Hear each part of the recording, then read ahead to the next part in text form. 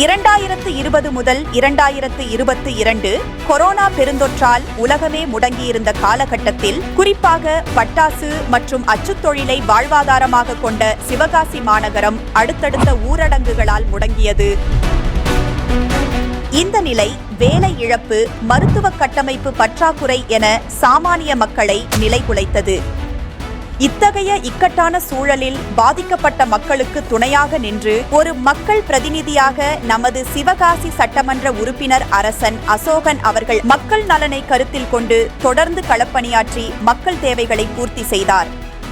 Corona 2ஆம் அலை உச்சத்தில் இருந்த காலகட்டத்தில் ஆக்சிஜன் தட்டுப்பாட்டால் பல உயிர்கள் பறிபோகும் அபாயம் நிலவியது.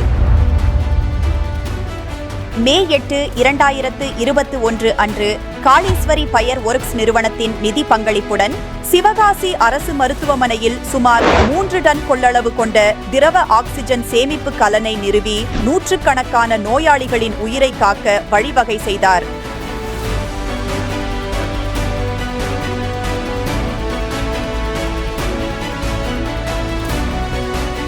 கடந்த ஆகஸ்ட் மாதம் 2021ஆம் ஆண்டு நடைபெற்ற கொரோனா விழிப்புணர்வு வாரத்தில் கபசுர குடிநீர் விநியோகம் தொடங்கி விழிப்புணர்வு பேரணிகள் வரை அனைத்து முன்னெடுப்புகளையும் முன்னின்று ஒருங்கிணைத்து பேரிடர் காலத்தில் மக்கள் நலனுக்காக அயராது உழைத்தார்.